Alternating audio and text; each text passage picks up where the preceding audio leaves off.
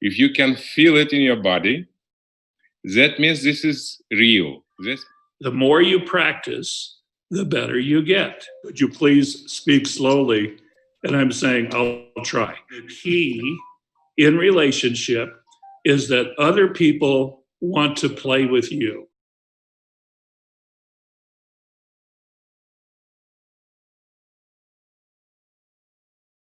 Great to see you, John. It's wonderful to see you, Timur. How are you, my dear? Wonderful. Thank you very much. You made my day. Thank you for coming and speak to our students. It is my honor. It is my pleasure. It is my privilege. And, always for me to be able to see you and be with my family, you and Shachnoza, is always a big deal for me. Thank you very much. I believe that in near future, your family in Uzbekistan will be bigger than. Well, before. I would love that because I love the Uzbek. Let me introduce you to the audience. Okay. Our professor, John King. He's a professor of Moscow International Leadership Academy and several leadership academies around the world, like Southeast Asian Academy, Middle East Leadership Academy, and Central Euro-Asian Leadership Academies. He teaches as a leadership professor for more dozen of years, and all of this began with it was a long, long way to this professorship, to teaching. John had unbelievable successful career in a Hollywood, on a Broadway, as a musical producer, as a dancer first. He is a 7 times champion of United States in a ballroom dances. And this is sport, this is real championships. It was long, long time ago when Christ was a little child. Yeah, John? Yes, exactly. When Jesus was a little tiny baby. That's it. So this is a huge story, and I appreciate your readiness to participate, John. And actually, with John, we met because of his book, Tribal Leadership, the book that became a bestseller in United States and many other countries in the world.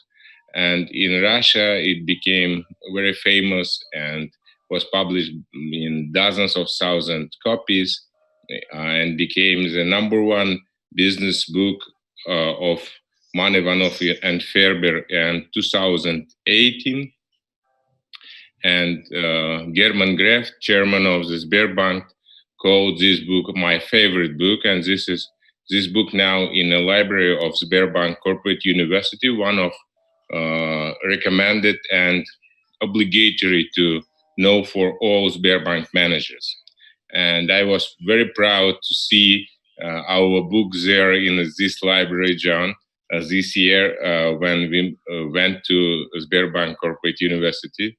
And they was very surprised, actually, to see me and to understand that we have connection. And actually, your book and your name opened the doors to Chairman Gref's cabinet, and he was very welcome, and he very interested to invite you in person, because he knows that behind the tribal leadership conception, there is the science and culture and a long, long story that very well connected with you and your personal life and your personal story. So today is just the beginning of our communication. We're just starting our talk that I believe will last for a long, long time. And the guys who are right now listening to us, they are leaders of about 100 teams that already organized in during our case challenge. We have 700 plus participants right now, and it's growing and growing. your video will be recorded and posted in our YouTube channel. And if you will be interested, you will have your copy also for your purposes. So I ask you to participate with a small question. The question is, what would you recommend to yourself back to 1950s, when you was about 20 something years old? This is yes, I was 21 in 1963. Okay, 63. Okay, this is a different time, but okay, it's far. It was a time of Kennedy and Khrushchev in Russia. Oh, this is a very special time Yes. in relationship between our countries at that time. Yes. So I'm asking you to look back and to address some wise thoughts to yourself as if you would have such an opportunity, because this is the age of most of our participants right now, between 21 and 25. We have fantastic. some senior persons also in our groups, but the main part of participants are about this age. So please, stage is yours. Okay, well, thank you, Timur, and it is an honor to be here with you and with this very great group of young learners. And I will try and share with you some of what I think my father would have told me, or your father would have told you, Timur, back when you were a younger man also. So I want to start with that the thing to remember is, no matter what business that you're in, it does not matter what business that you're in. You can be in the police or the military, you can be in medicine, you can be a scientist, you can be in sales and marketing. It doesn't matter. In all those business, the first thing that you are in the relationship business. So everything I'm going to talk about is on the basis of your genius, because you are already good at this if you think about it first instead of second. So if you think that you are a banker first, that's not correct. You are in the relationship business first, and you do banking as a vehicle for relationship. So if you understand that what we do for our business is our vehicle, but the first thing is who you are inside, in your heart. And in your heart, you're a human being. And so if you always go back to your humanity and to your human being, then you're in the good shape. So I'm going to start from there, that the first thing is, no matter what you think, you're in the relationship business first, and then you're in another business after that as a vehicle. That is your access for you to be able to be effective with other people. Why? Because you are really a leader. Now, you may not know this yet. You haven't really earned your place yet. But as time goes on, you will find that the more that you practice your relationships and your partnerships, the better leader that you're going to be. So you will get good at banking. You will get good at whatever business that you're in. But the thing to really think about is getting good at your relationships with others. And the key in relationship is that other people want to play with you. You cannot force people to actually participate with you. But if you can be the kind of man or woman where people want to be with you and want to be around you, then you are ahead of the game, and you're already 50% successful, more than 50% successful. So that's the first thing. The second thing is, this is what my teacher told me. He said, John, so I'm going to say Koljakbar. I'm going to say Timur. I'm going to say Nodira, who is translating for me today. So thank you, Nodira. For all of you, there are three big distinctions in life. And the three big distinctions are aha, duh, and wow. Aha is when you discover something that you did not know. So someone says something to you that you did not know, that's the first time that you heard it, and you have a realization, you say, aha. So everybody has had this experience. The second distinction is duh. Duh is like you knew it, you forgot it, and then someone reminded you. And then you went, oh, duh, because you knew that. And you think, well, I'm kind of stupid, I forgot that. All you did was forget, and that's a distinction. So the first distinction, aha, something new in discovery. The second one, something remembered, duh. And then the third one is wow. And wow is when everything changes. When you learn something and you learn it in a way that it changes your world. So it's not a wow to learn 2 + 2 = 4. That's a duh.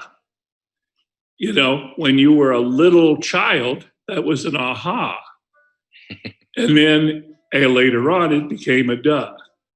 But if you wanted to learn trigonometry, that is a wow, because it changes everything. So you are in the business of relationships. And the three distinctions that you're doing are you're doing aha, duh, or wow. So that'll make it easier for you when you look at it. Now, the next thing is to realize something kind of unusual. I'm here with you, and it is my pleasure to talk to you, but in a very peculiar way, I'm not here for you. So I'm here talking to you, and I'm not talking and here for you. How can this be?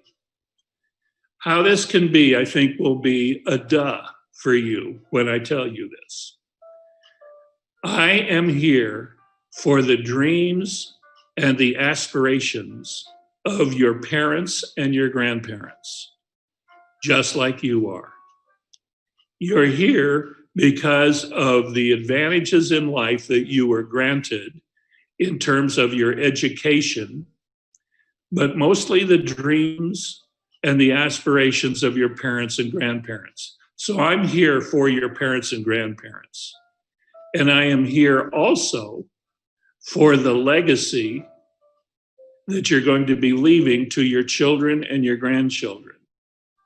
Now that's strange because you're 21 to 25 years old, and many of you do not have children or grandchildren yet, but you will. And if you don't, your brother or your sister will. So I'm not here for you. I'm here for your dreams and aspirations of your parents and your grandparents. And I'm here for the legacy that you're leaving your children and your grandchildren. So first of all, Timur, I want to ask you, does that seem to make sense to people? I think so. We always do something not directly to the person, but to the final participants of this message. Yes, and it's a big message in Uzbekistan. I know this because I was in a chat circle with 10 other men, and I said this, and I said it's something that I learned because when I was a child, I was raised with the American Indians, the Native American Indians, the Hopi people. My father was a geologist, and we lived out in the desert, and we lived in a small village that was the home of the Hopi Indian people. And what my father learned was that when they made a choice or a decision, they were responsible to their parents and their grandparents going back 7 generations. And they were responsible to their children and their grandchildren going forward 7 generations. So every man and every woman was responsible. This is exactly that. I said that in a circle that night in Uzbekistan with my dear friend Hikmat. He looked at me and he said, we have the same thing that we learn here in Uzbekistan. So I know that that's something that's important to you. So I want you to know that we're on the same philosophy about our responsibility. The dreams and aspirations of your parents, the legacy and the joy that you're leaving to your children and grandchildren. So now I want to talk to you about 3 different elements that are basic to your growth and your development as a professional and to your future. So there are 3 parts of this. The first part is something called virtue. The word virtue means excellence. So those things that you are excellent in or that you practice to make you become excellent. Let's say that you are in sport. Let's say that you like to play, we call it soccer, you call it football. You like to play that game, and in that game, you have to be able to kick with both feet. You have to be able to control the ball, and you have to be able to shoot, and you have to be able to be a partner with the others on your team. The more you practice, the better you get. So practicing the dribbling, or practicing the shooting, or practice kicking with your left instead of your right. All of these are virtues, and you become excellent at those. Virtues also are about the areas in your life where you have relationships with people. So in the areas of life where you are in relationship with, the question is, are you practicing respect? Are you practicing dignity?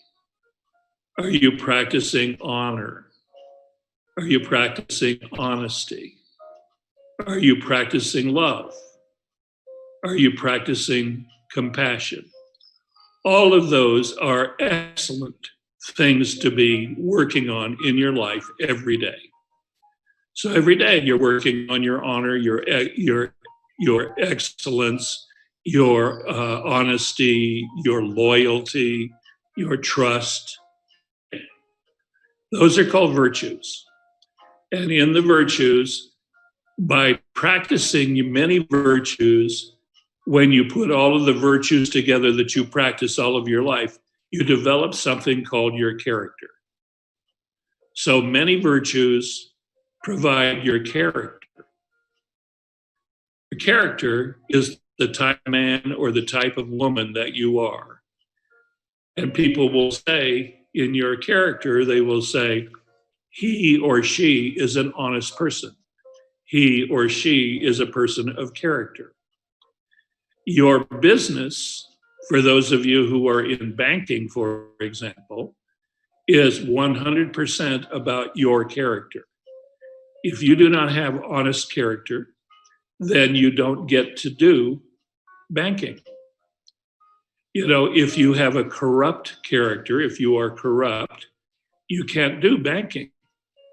And when they find people who do banking, but they are being corrupt, they send them to jail. So your character determines your destiny. So the 3 things are virtue, character, and destiny. And the way we say it is, virtue forms the character, and the character unfolds the destiny. The character that you are creating yourself as, building yourself as, practicing yourself as every single day is what is establishing your destiny. And all of us are interested in destiny. So I'm going to stop here for a second. And I'm going to ask you, Timur, as my partner, just dialogue for a moment. Let's see if this is understandable. Okay. So talk to me. I want you to say a few words about virtue and the practice of virtue, character, and how it unfolds destiny. I want you to say I want you to say something in Russian about that. It's okay. Let's continue in English because okay. About half of our participants independently understand and use English, and the other part is translating by Miss Nadira. Thank you again to Miss Nadira. And I. So virtue. Actually, talking about parents' role in growing up children, I understood that this is the main thing to teach to children, is teach virtues. Actually, nothing else is important. The only thing that children may know is adopting and practicing kind of virtues. And I'm very glad that you mentioned love and respect. As we all understand in a family, this is a fundamental thing. And no family without love or respect. And this is the most important thing in any kind of human relationship. How does this reflect to the character? If the children was grown up in a love and respect, if the children saw this kind of relationship between relatives, between father and mother, between brothers and sisters, it's another person. It's a person who grown up in a love and respect. And he knows how to practice it. And automatically, this kind of man establish such a relationship with friends, neighbors, colleagues, people with whom he studied, to his teachers, to someone, anyone on a street. If you, the thing about human is that we study thanks to mirror neurons in our mind. If we can study something, if we can see and understand what's going on, if now, for example, when we talk about importance of love and respect, it's just talking. But if someone will see how does it look like, how does it look like love and respect, it's a different thing. That's what's the most important thing in a family relationship, for example.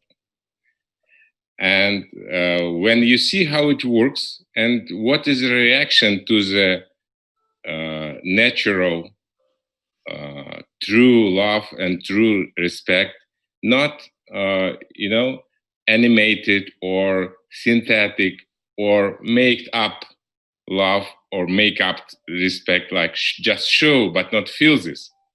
What is love and respect? It's a feeling. If you can feel it in your body, that means this is real. This means that is natural. If you do not feel respect, or just show respect, it's a kind of, people tell about Americans that they always show like nice. Yeah, being nice is very American, like smiling, asking questions, answering fine, I'm just fine. So this is like artificial nicing. Yeah, being nice, artificial. And what we can say about some of Eastern nations is artificial respect. It's showing but not feeling this really. And I would like to ask you the question about this, John. How do you think this artificial being nice or artificial being respectful, how does it reflect to life, to business, to economy, to the destiny of the person and destiny of the nation? Yes, this is a very, very big question. And one of the things that we learn if you are in business school, if you're getting an MBA, for example, in business school, is they teach you to do artificial nice. And they teach you to be artificial listening. And they teach you to be artificially respectful. And they don't teach you what the virtue from the inside, from the heart. That you're going to learn that in your family. And you're going to learn that in your early relationships, your friendships. But business is no different. Aristotle said there are 3 ways to be related. He said the very first way to be related, he said, is we have relationships of pleasure. Relationships of pleasure are that we like doing the same things together. We like going to the restaurants together, or we like going to sporting events or concerts together, or we like to take a walk together. That's the relationships of pleasure, but that is the lowest level of relationship. The next level of relationship is what they teach you in business school. And what you learn in your business, if you're not careful, because it's taught like this is the real deal, it's not. So this is called a relationship of utility. In other words, you are useful for me, and I am useful for you. In America, they have an expression, and the expression is what's in it for me. So in business, quite often, people treat each other transactionally. That is, I treat you not as a human being, but I treat you as a transaction. And when I treat you that way, we have a utilitarian relationship. That kind of relationship is insufficient. It's not enough. It will get you so far. It will get you about halfway, or maybe a little more than halfway, but it won't get you all the way to where your destiny would allow you to go. The third kind of relationship are relationships of character. And the relationships of character are the quality of relationship that you have with your brothers and your sisters and your family and your tribe. Now, people who are really, really, really smart in business, they actually have relationships of character. And inside of the relationship of character, they can do transactions. Inside of the relationships of character, they can do things that are of pleasure. But if you start with it's just pleasure, or it's just a transaction, or just utilitarian, that's as far as you get. But if you start with that who you are is a man or a woman of character, and that you're going to actually have professional relationships of character, what you're doing is something amazing. You are, instead of doing a job, you are building a career. And if I had something to say to someone who was like to young John, who was 22, I would say, John, build your relationships like you're building a career. Build your relationships rather than having your relationships be like you're just doing a job. If you're just doing a job, you should quit and go find something else to do that you love. But if you love what you're doing, and you love the people that you're around, and you love what is great about banking, shall we say, then you're in the right place. Then build the career. And the way you build the career is by building a relationship from the character that you are to the character that other people are, rather than from the transactional nature that you are to the transactional nature that another is. If you do that, you are going to be unhappy a lot of the time. And if you do character-based relationships, you're going to be happy most of the time, and you will be ahead of the game. Timur, does this make sense? Absolutely. May I ask you a question, John? Yes, please. So during my practice of coaching in Moscow, my clients was like top wealthy businessman, and this part of Moscow that calls Sadovaya Ring. It's a very old part of Moscow, and the place where most of money is located.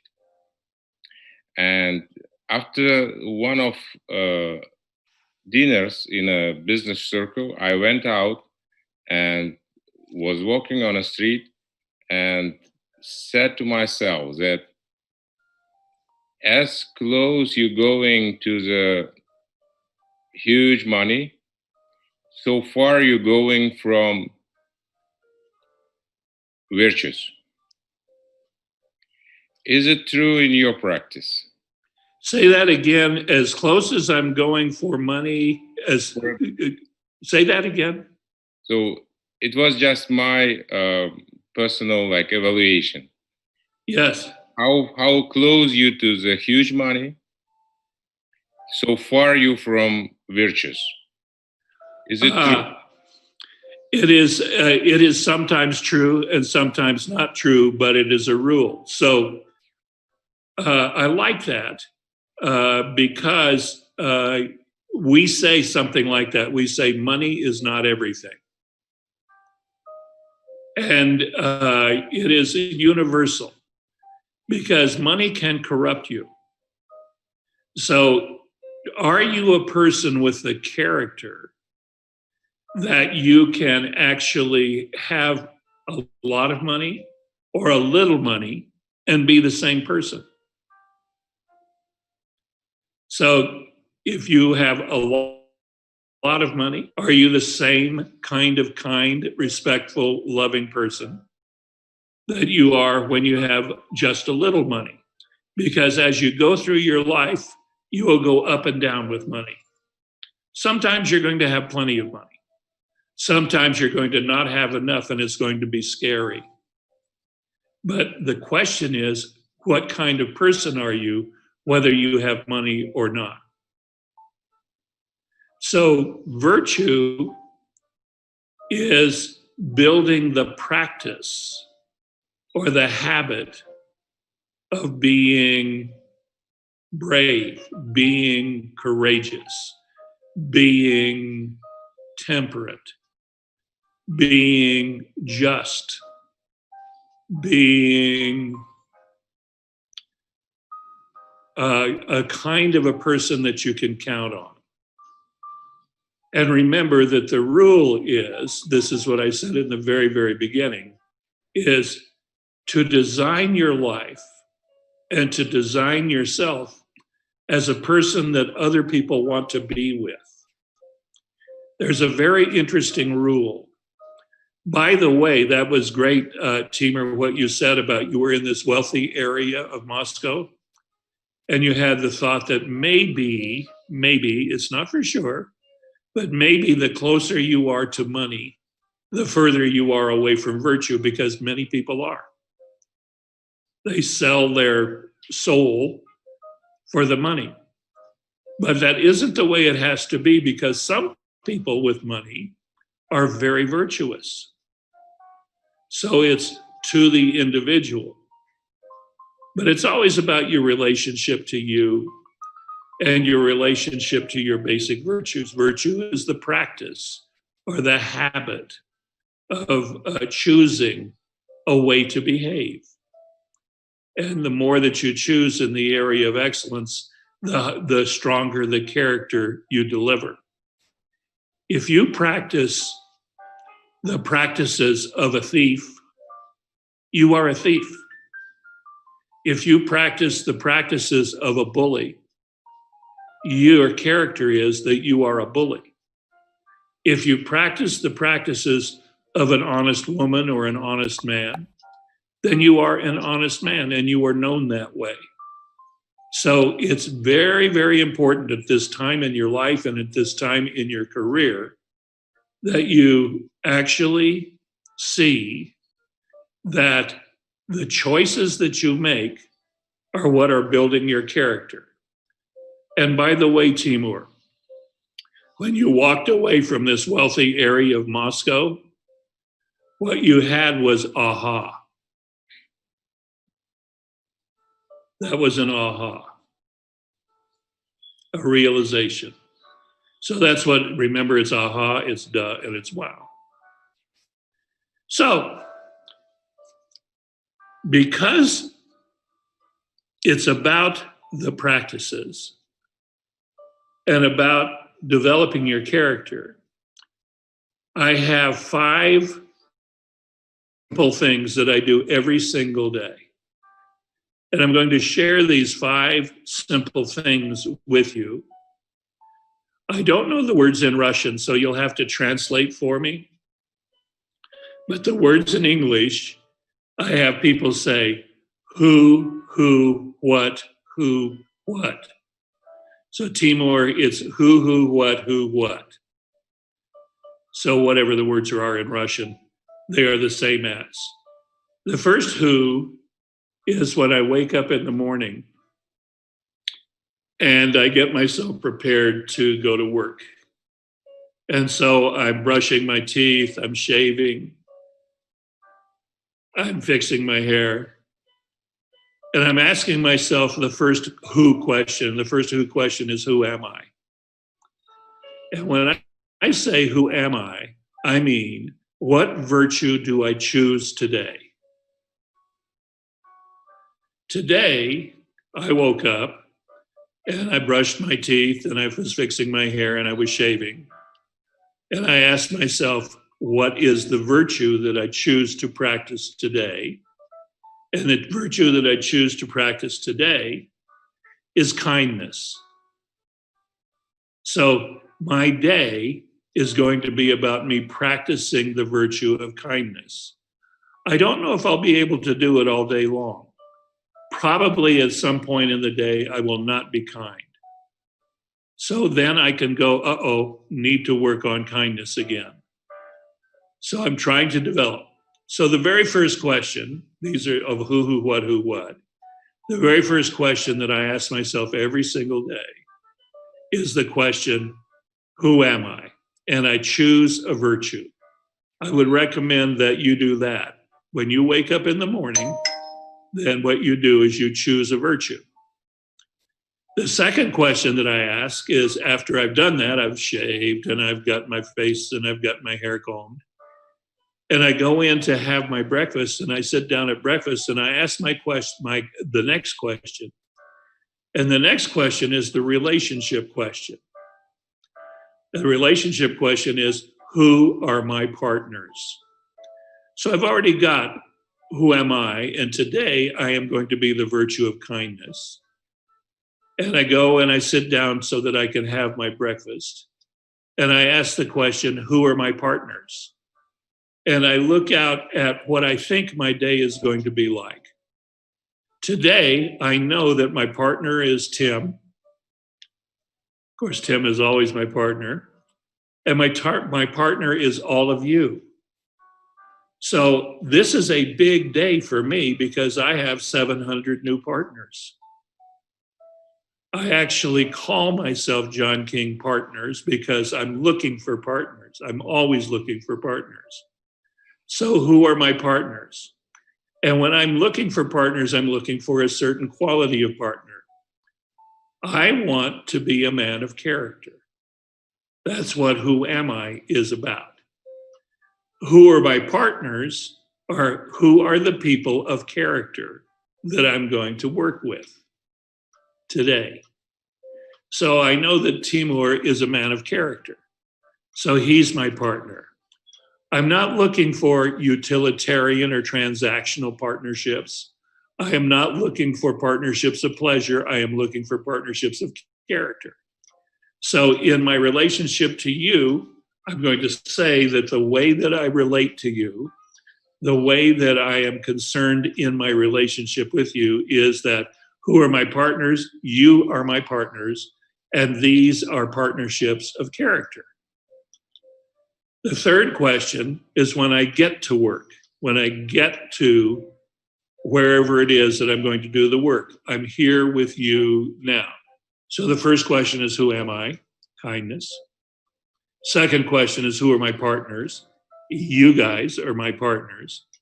Then the third question when I get together is the question, what are we building together? So we are engaged in the question, what are we building together? I'm not going to build it by myself.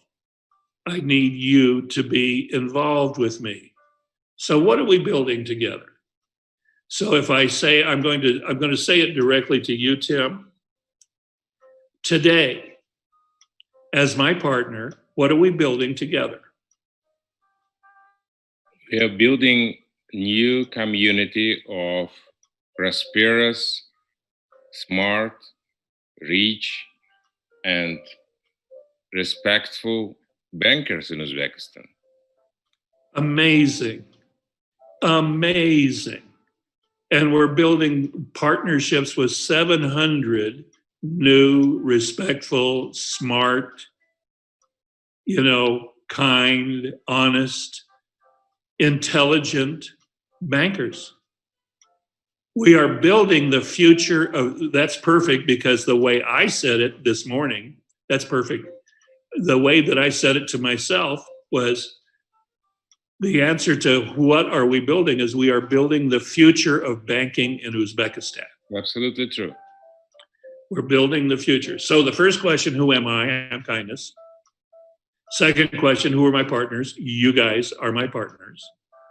The third question is, what are we building together? So that's the important word, together. What are we building together? We're building the future of banking in Uzbekistan.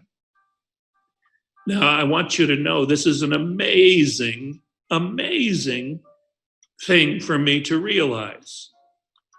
I live in a little village in Mexico. You can see behind me, this is the living room of the house that I live in. It's a very nice house and it's a very nice life. And it is 11,000 kilometers away from Tashkent.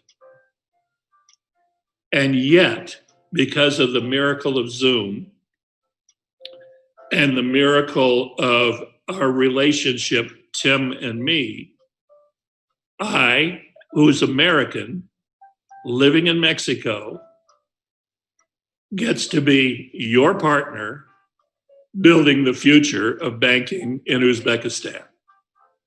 That's a big deal. Absolutely. So the three questions, so those three of the 5 questions. So when you wake up, you start out with, who am I? And you make it up. Yeah, what is the virtue you choose today? And it could be any virtue. Kindness, loyalty, patience, love. It could be anyone. You say, okay, that's what I'm going to be today. Second one, who are my partners? And you look and you see, who are you going to be with today? And today I'm going to be with 700 future bankers in Tashkent, in Uzbekistan.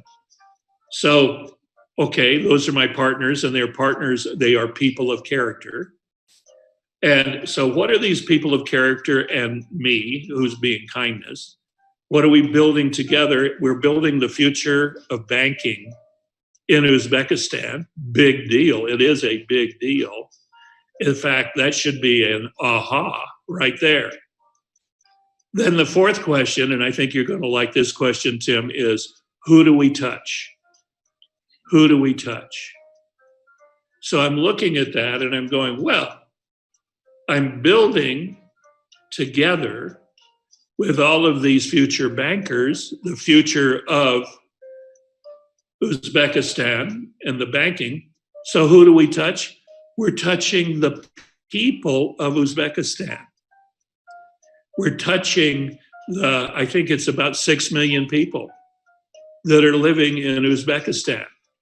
And we're also, sorry? 36 million.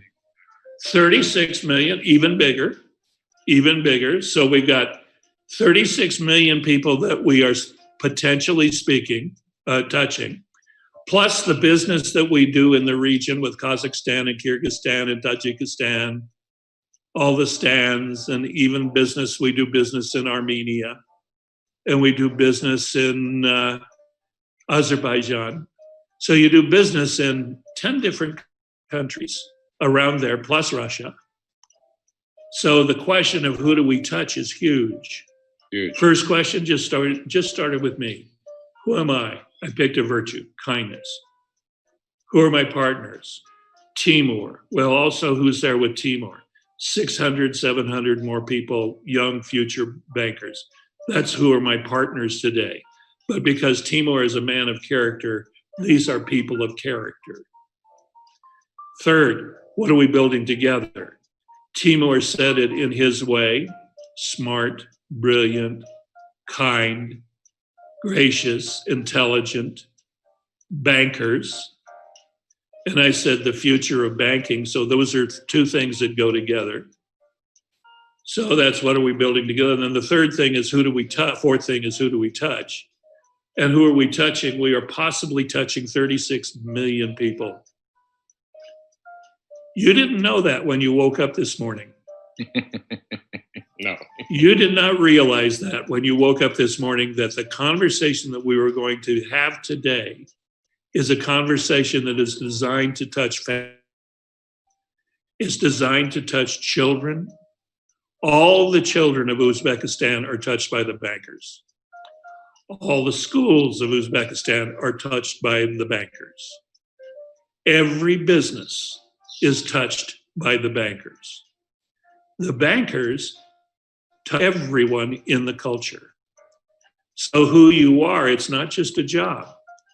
You are a person of character who is partnering with the people around you to touch, and when I say touch, create benefit in the lives of every single person in Uzbekistan. And then the last question is the question that I ask, and you can ask, when I go to sleep at night.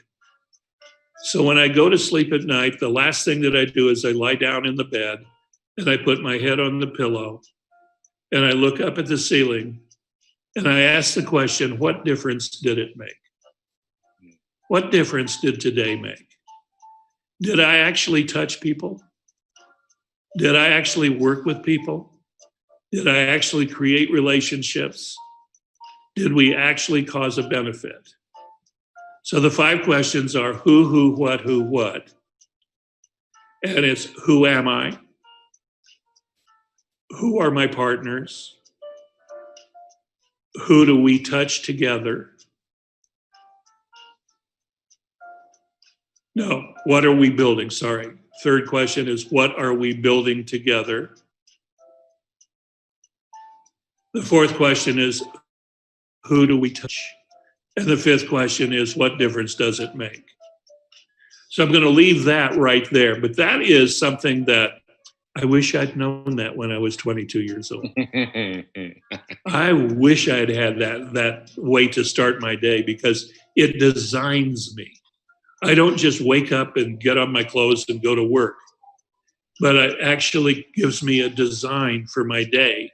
And if I have a design for my day, I'm starting to build a design for my life. Okay, team, I'm going to give you an opportunity to just kind of comment about that 5 W's. It's amazing. And one of my mentors in Siberia, his name is Yuri Vavilov. He was a vice president on strategy and HR in a biggest Siberian bank where I work. he was saying one thing, that sleeping at night is a little death. And if this is true, if every morning we have another life and our clean mind, let's not say empty, but clean mind, needs to have a program. The conscience, what is the difference between mind and consciousness? Consciousness meaning having some kind of idea to focus on and to go after it. And you giving the great technology to focus your consciousness on one important thing. What I am building, who am I, who are people with me, what are we doing, whom we touching with this, what is this important. And so it goes out from the personality, from the personal identification, it goes up to the mission. And actually this is a difficult question, complicated question for many, many people in the world. And never in the history of mankind, the level of consciousness was not such high like in the current times. People were in a poorness, in an illness, in dark times, and only now when life goes well, year by year, hopefully it will continue after this corona tragedy, and the mankind will find a way to go through it. People think about something more important than just staying alive. And when we going out from this position, when we begin to think something about more important than ourselves, when we begin to believe that we will survive, then we going out from this surviveness jail, when we can break it out and go further, this gives the huge power of changing the reality. And now you gave the simple but elegant way to formulate your own mind early from the morning, brushing your teeth, making your haircut, staying in a wash, and you understand what I am doing, what is my purpose today, and how it linked with my yesterday, and how it will build a fundament for my tomorrow.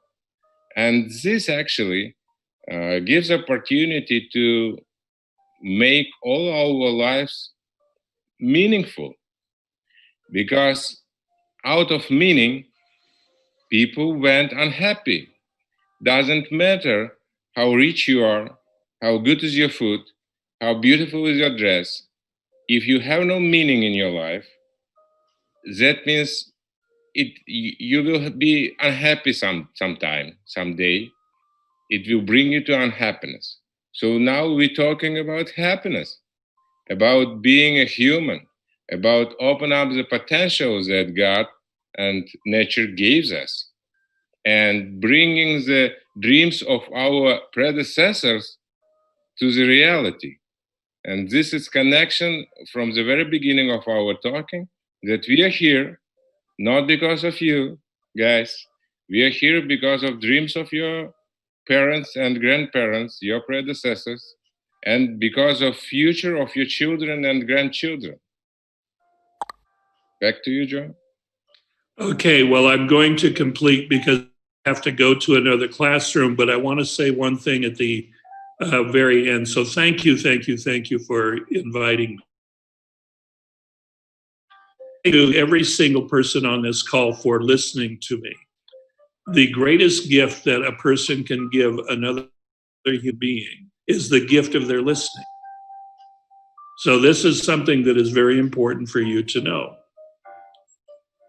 So a great poet, a woman named Maya Angelou, said, people will never remember. See, you will forget everything I told you. People will never remember what you said, but they will always remember how you made them feel. So I started with that it's about relationship. Relationship is grounded in how you make people feel because you want them to play with you. You want them to participate with you. So I want to thank you. I want to thank you for your listening, for your kindness, for your appreciation, for your respect. Timur, I want to thank you for the honor and the privilege of being with your group today. I would love to do it again some other day. And I'm going to say to you, Timur, but everybody, you can get this. This is something that I always say, which is, I love you, and you don't have a vote about it. So I will see you again, Timur, but I've got to go to my next class. Thank you very much. Thank you very much for finding time for us. We wish you all success, and please be healthy. Stay in this little village in Mexico and don't go anywhere with a lot of people, please. We need you for a long, long time. We didn't tell our participant about long story of your family because about your mom who was 103, and we believe that this way is also yours, and we will be together for 20 plus years at least. Today I visited my grandmom's sister, and he's about 96 or something. She said nobody knows actually how old I am, because at that time documents was very poor. And she said, people asking to like for 100 years and more of living, and it could be not so good sometimes. But this is not about you, John. About you is the happiness of long, long, busy life. So as consultant says, like, be busy. My wish to you is business as you are now. Thank you very much. And our participants already writing down here. Big thanks to you, big hugs, and take care. Thank you very much. Okay, my love to all of you. Bye-bye.